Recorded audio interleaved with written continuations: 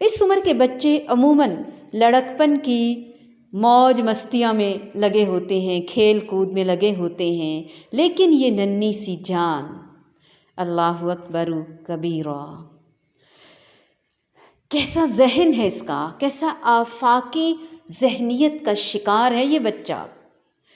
راستے بھر بھیگتے بھاگتے، لوگوں سے ملتے ملاتے، کتابچے تقسیم کرتے کراتے، تقریباً 2 گھنٹے بارش میں بھیگنے کے بعد اس کے پاس صرف آخری ایک کتابچہ باقی بچ گیا۔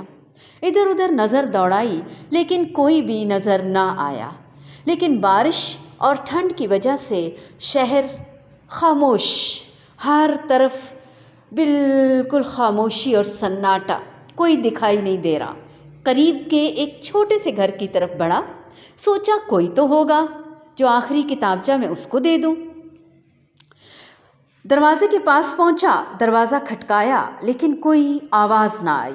وہ برابر دروازہ کھٹکھٹاتا رہا۔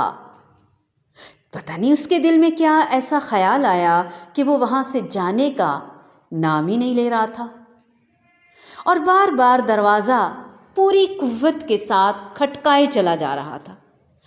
کچھ ہی لمحے بیت جانے کے بعد ایک عمر رسیدہ خاتون دروازے پہ آئیں، جن کے چہرے پر حزن و ملال، افسردگی کے آثار نمایاں تھے۔